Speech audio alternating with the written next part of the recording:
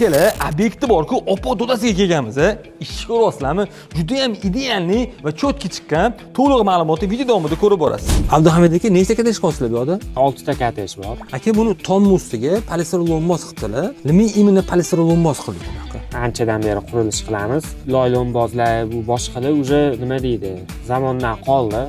Bu hozir yengillik, ustunliklari, qalinliklari ancha yaxshiroq. Agarda uyingizda chiroq bo'lmasa, qilsa bo'ladimi degan savolga okalar, kerak bo'lsa generator olib kelib bo'lsa ham qilib berishadi.